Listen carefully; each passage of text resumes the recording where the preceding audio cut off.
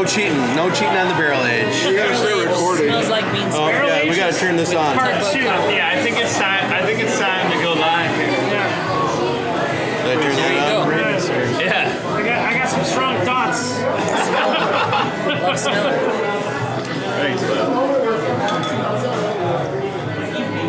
Mic check 1, 2. I don't see any red lights yet. Yeah, we're coming online. Okay, cool. There you go. Thank you. Well, dude, I mean, you know, if you look at these, let's just out of curiosity. I'm not worried about it. Just out of curiosity, because I'm pretty good. I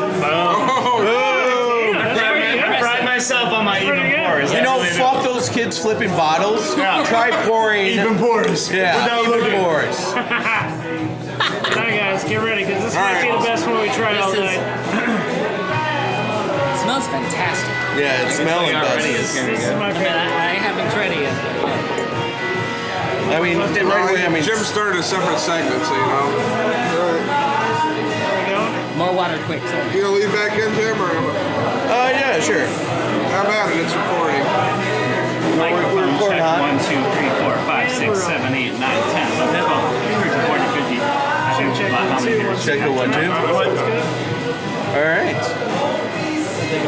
And welcome back to halftime here at the Imperial Smells Like Bean Spirit Contest winning time. We're having an absolute fantastic time here at 1840 in Bayview, Wisconsin. We're here with our contest winners, Joel and Ian. And guys, what do you think of the night so far? We're only at halftime. It's been great. I'm a huge fan of this beer, and we've had a lot of it already. 7 to be accurate. Ian, what are you thinking so far? So far, I think they've all been pretty good. I am surprised at some of the flavors, and I'm really looking forward to this one. And Alex, what is this one? Barrel age. Okay, so we're at halftime here, so we've tried 7 of the beers.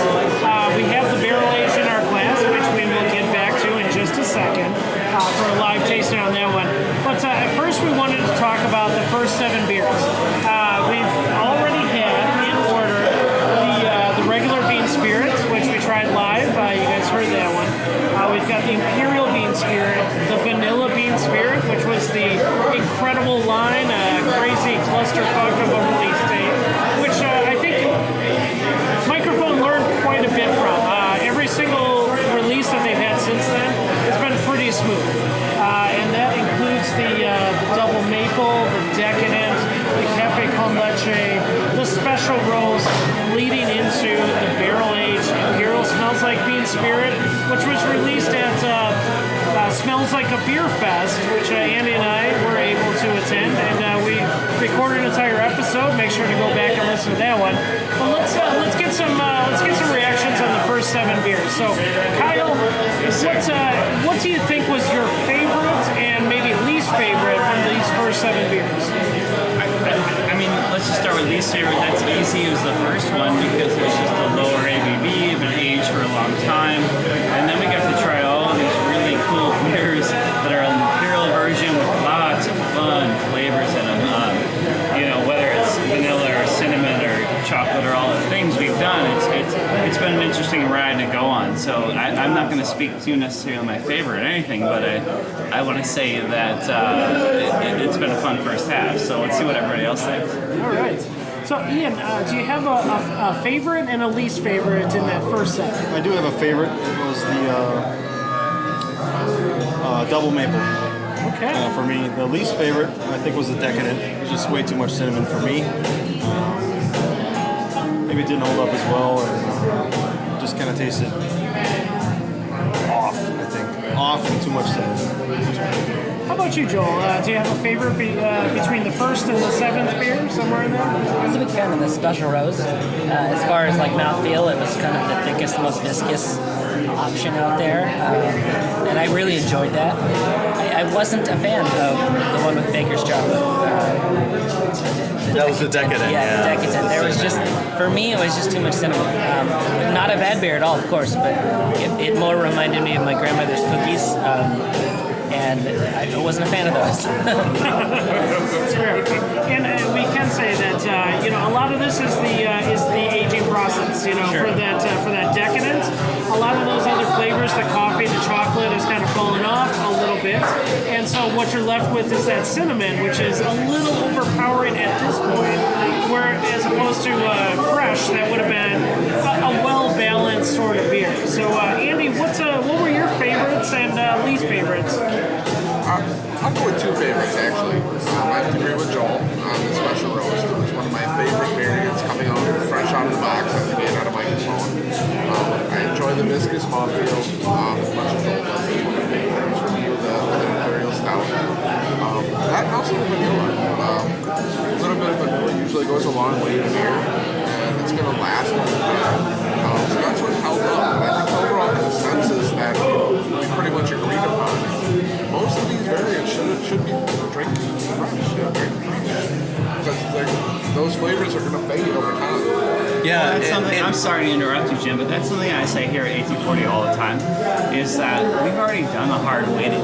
You know, whether that's brewing a beer with a lot of adjuncts and letting it come to that perfect like middle point where you want it to be, where the beer tastes like everything you want it to be, or whether that's putting it in the barrel for a long time. We release beers when they're ready, and I feel like a lot of these beers tonight, I guarantee would have been amazing fresh, and they've held up incredibly. I'm not gonna lie. It's interesting to see. I wish I could have been there on both sides. You know, that's the exact same sentiments that are echoed by Anello up in Citrus Waters.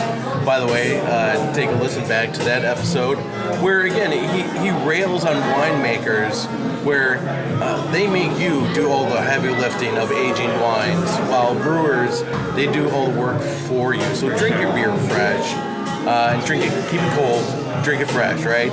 Is that the line, Kyle? Keep cold, drink fresh. It's on all of my bottles that I care to tell you that about. You know, we have a lot of bottles that'll age great without that care. You can let us at a room temperature or cooler, and they'll be great. But for anything that we care about, we put that on the bottle because I want you to know that. Like, hey, I already did the hard part. Just drink it now. But if you can get two, drink one fresh and age one. Hey, it's all in the name of science. Right? And don't fucking complain if the second one goes bad. Yeah, but I'm right with everyone. The Decadent just, even though it's just a few months old, did not hold up at all. You know, we all know that coffee just doesn't hold up as an adjunct, but holy cow, I mean, it just dropped off on that one. But the Café con Leche, that was a fantastic beer. Still well balanced after these months. That beer was absolutely my favorite so far. And I'm going to echo a couple of you guys. I think the special roast, I think it was the type of coffee, or maybe it was the amount of coffee, but the coffee has held on that one more than some of the other ones that we've tried. And that one was fantastic. The mouthfeel, as you guys have talked about, fantastic. But also that Café con Leche, I think that one might be my favorite at this point, and possibly was coming after the Decadence, which was my least favorite for the reasons that Ian talked about, the cinnamon being a little too overpowering and a little bit out of step. But, you know, that's what you're going to get with these adjuncts. You know, when you've got the adjuncts that are going into the beer, they're going to fall off, and the beer's going to become something different, which is fun for the experimentation. You know, drinking one now, putting one in your cellar for later. But sometimes that experiment is not as successful as you would want it to be.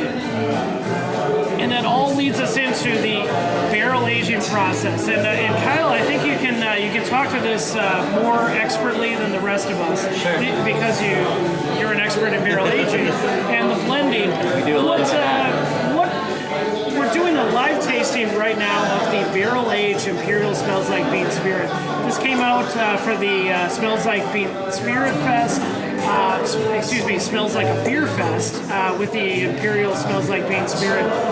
What kind of flavors are you getting out of this, and how do you think it held up in the barrels and as well as the cellar aging? So I think the special thing about barrel aging is it concentrates flavors. And what we found here with this particular one, I mean, we're all looking at each other right now and being like, damn, this is good. And I think that's because when you give the beer, when you give any beer the time it needs in a barrel, you're going to end up with this concentration of flavors and something that's just everything you hope it's going to be for the shorter term adjunct beers, right? So these vanilla or whatever in a beer, and we hope it's going to taste like this now. But it takes that time of evaporation and barrel aging to really round everything out. And this is an exceptional example of what time can do. So when you're designing a beer for the barrel, what kind of factors do you take in to try to deal with the concentration? Well, that's kind of a hard thing because, while I have been barrel aging beers for a number of years in my career, like I don't have a ton of beers that have been in barrels for years, right? So now we're starting to, finally we've been open a year and a half, we're starting to have these beers that are in barrels for over a year, and we're starting to learn what these flavors can do and how the concentration can come into play.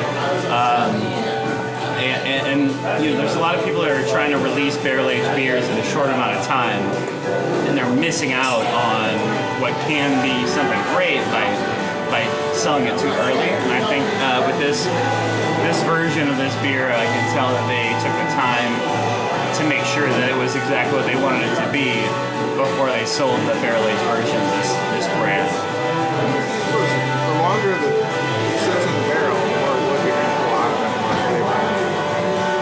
Yeah, and then there's the whole angel share concept where you have that evaporation over time, and really the evaporation of the water concentrates the flavors, and that's where you get all these special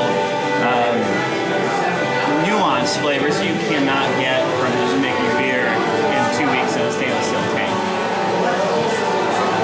So, Ian, what are you pulling out of this barrel-aged imperial smells like bean spirit that maybe you weren't pulling out of some of the other ones? It just seems like everything holds up better in the barrel, and the barrel kind of adds to it.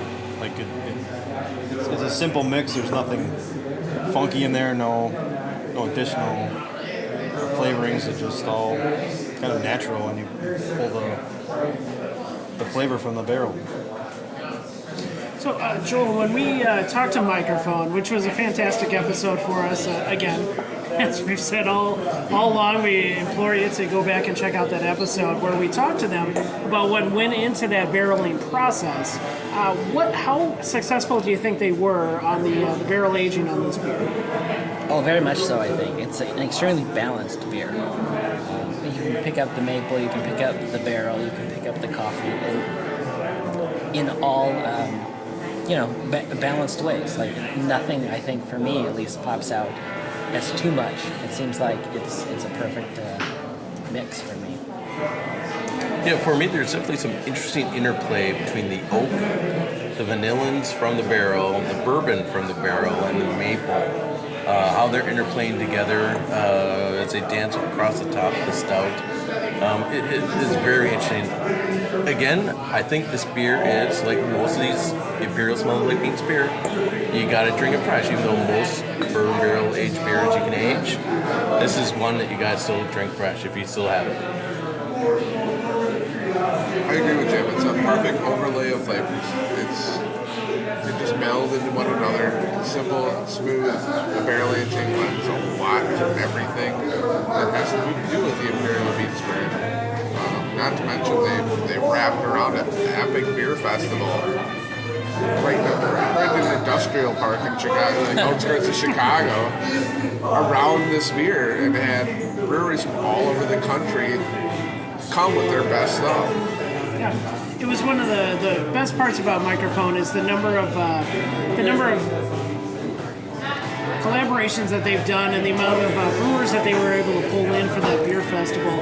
And I said, I want to just say, like Kyle said, the flavors have been really well concentrated. I think this is possibly the best beer I've had all night. Not the best of part one, because this is definitely part of part two. And I think the really fun part about part two is we're getting fresher. So these adjuncts are going to be holding on a little bit better, whereas in part one, some of those adjuncts have fallen off. So really excited to get into part two, and I think we're about ready. Let's do this. Let's do it.